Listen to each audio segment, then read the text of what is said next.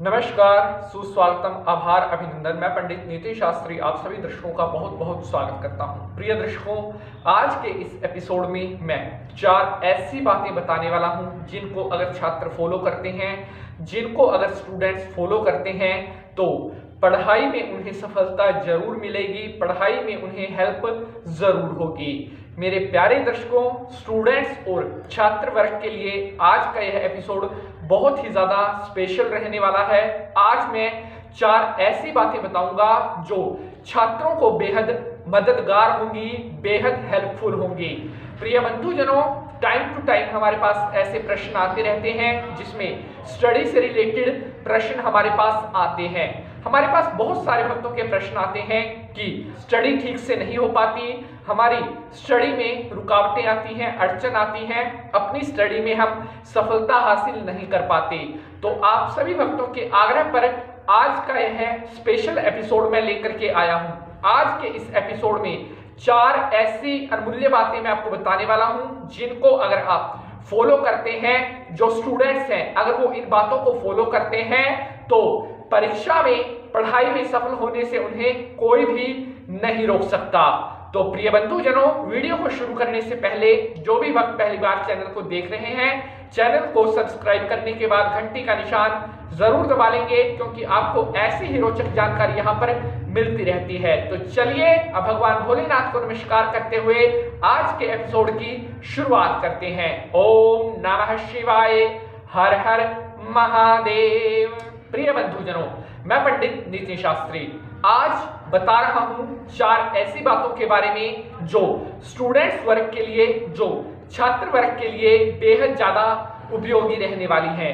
कई बार हमारे पास ऐसे छात्रों के प्रश्न आते हैं कि हम पढ़ाई करते हैं, बहुत देर हम पढ़ाई करते हैं, लेकिन परीक्षा के समय हमें याद नहीं रहता या जो हमने याद किया होता है उसमें से अधिकतर प्रश्न हम भूल जाते हैं। तो ऐसा क्या करें जिससे हम परीक्षा में सफलता हासिल कर सकें, परीक्षा में अच्छे अंकों की प्राप्ति कर सकें। तो मैं अब आपको 4 ऐसे पॉइंट्स बताने वाला हूं जो बहुत ज्यादा हेल्पफुल आपको होंगे, बहुत ज्यादा मददगार आपको होंगे। वीडियो को आपने स्किप नहीं करना है। अगर आप वीडियो को स्किप करेंगे तो वीडियो आपको समझ में नहीं आएगी। तो चलिए अब सबसे पहले पॉइंट के बारे में मैं बात करता हूं। तो सबसे पहला पॉइंट है लक्ष्य। जी हाँ, अगर आप एक स्टूडेंट हैं, अगर आप छात्र हैं और आप किसी भी कक्षा में पढ़ते हैं, जब तक आपका कोई लक्ष्य नहीं होगा, आपका कोई गोल नहीं होगा, आपका कोई टारगेट नहीं होगा, तब तक आप अपनी स्टडी में फोकस नहीं कर पाएंगे, अपनी स्टडी में कंसंट्रेट नहीं कर पाएंगे। क्योंकि जब तक आपका कोई लक्ष्य ही नहीं होगा तब तक आप अपनी पढ़ाई के प्रति भी सावधान नहीं हो पाएंगे, अपनी पढ़ाई के प्रति भी आप सेंसिटिव नहीं हो पाएंगे।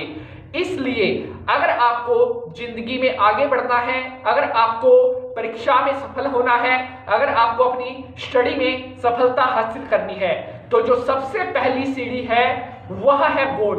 आपको अपने लक्ष्य पर नजर बना करके रखनी है, अपने टारगेट पर नजर बना करके रखनी है।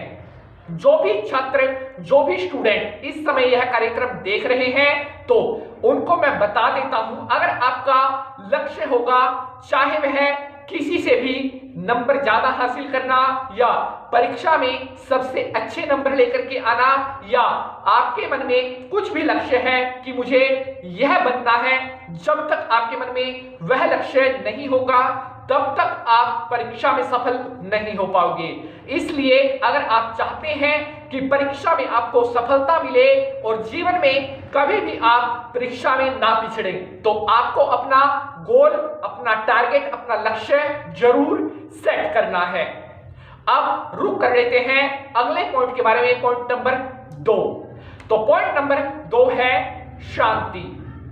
अगर आप पढ़ते समय आपके पास शांति होगी, आपके आसपास वातावरण मौन होगा, आप जहां पर पढ़ाई कर रहे हैं वहां पर किसी भी तरह का कोई शोर शराबा नहीं होगा, तब आप अच्छी तरह से पढ़ाई कर सकेंगे। जो आप पढ़ेंगे वो आपके दिमाग में बैठेगा, वो आपको याद होगा। अगर पढ़ते समय आपके पास शोर शराबा होगा या किसी भी तरह का कोई डिस्ट्रैक्शन होगा तो आप कितना भी कोशिश कर लीजिए, जो आप पढ़ रहे हैं वो आपके याद नहीं होगा, या अगर याद होगा तो पूर्ण रूप से आप अपना सफलता प्राप्त नहीं कर पाएंगे। कुछ ना कुछ इंपॉर्टेंट हिस्सा आपका छूट ही जाएगा। इसलिए इस बात का आपने विशेष रूप से ध्यान रखना है कि जहां पर आप स्टडी कर रहे हैं वहां पर वातावरण शांत हो, वहां पर उस रूम में शांति होना बेहद जरूरी है। अगर उस कमरे में साइलेंस होगी, उस कमरे में मौन होगा, तब आपको याद करने में भी आसानी होगी, पढ़ने में भी आसानी होगी और याद की गई चीजें अच्छी तरह से आपको स्मरण में रहेगी। इसलिए मौन का होना बेहद जरूरी है। अब रुक कर लेते हैं पॉइंट नंबर 3 की तरफ। तो पॉइंट नंबर 3 है कि जहां पर आप स्टडी करते हैं, जहां पर जिस रूम में बैठकर आप स्टडी कर रहे हैं, पढ़ते समय आपके पास जो ध्यान भटकाने वाली चीजें होती हैं, चाहे वह मोबाइल हो, चाहे वह कोई गेम हो, चाहे वह कंप्यूटर, टीवी, कुछ भी हो, अगर पढ़ते समय आपके पास इनमें से कोई चीज आप रखते हैं, कोई ध्यान भटकाने वाली चीज आप अपने पास रखते हैं, तो कभी भी आप कंसंट्रेट नहीं कर पाएंगे, कभी भी अपनी स्टडी पर पूरी तरह से फोकस नहीं कर पाएंगे। इसीलिए कई बार क्या होता है कि परीक्षा में हम अच्छी तरह से उन चीजों को नहीं क्लियर कर पाते जो हमने पढ़ी होती है। कारण क्या होता है कि जिस समय हम पढ़ रहे होते हैं उस समय बार बार स्टडी में डिस्ट्रैक्शन होता है, चाहे वह किसी का फोन आ जाए, या अगर आप पढ़ाई छोड़ करके बीच में गेम खेलने लग जाएं, या पढ़ाई छोड़ करके आप बीच में टीवी देखने लग जाएं, तो ये होते हैं डिस्ट्रैक्शंस। इनके कारण परीक्षा में वो सारी चीजें आप क्लियर नहीं कर पाते जो आपने पढ़ी होती है। अगर आप चाहते हैं कि परीक्षा में आप अच्छी तरह से प्रश्नों के उत्तर दे सके, अच्छी तरह से प्रश्नों को क्लियर कर सके, तो आपको डिस्ट्रैक्शन अपनी पढ़ाई से दूर करना ही होगा। पढ़ते समय कोई भी ध्यान भटकाने वाली चीज अपने पास आपने नहीं रखनी है। अब बात करते हैं अगले पॉइंट की तरफ। तो पॉइंट नंबर 4 है टाइम टेबल। आपके पढ़ने का समय सारणी जरूर होनी चाहिए। जी हाँ, जब भी आप पढ़ते हैं, जितनी देर भी आप पढ़ते हैं, आपने अपनी पढ़ाई का टाइम टेबल, शेड्यूल जरूर बनाना है।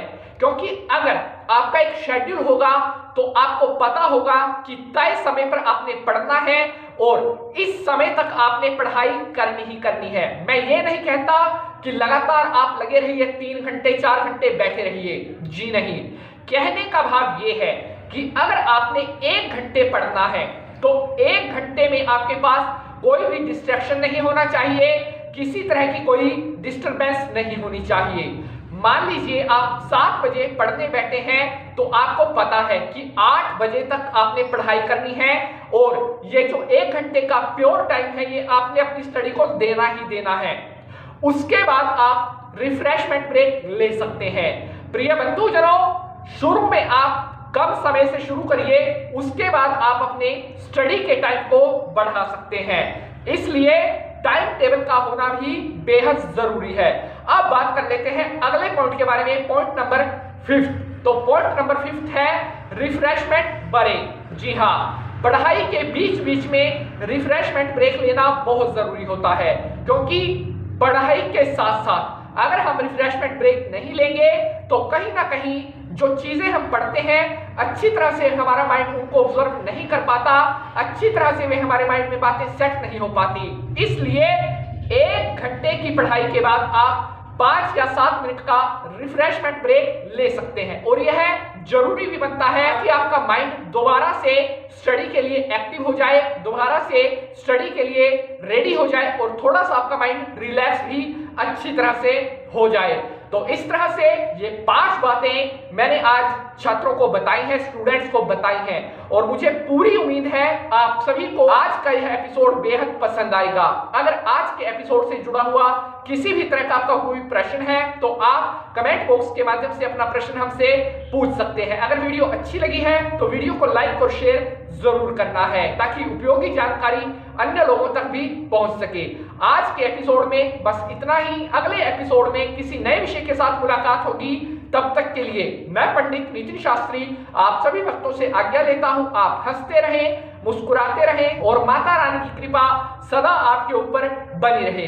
ओम सर्वमंगल मांगल्ये शिवे सर्वार्थ साधिके शरण्ये त्र्यंबके गौरी नारायणी नमोस्तुते।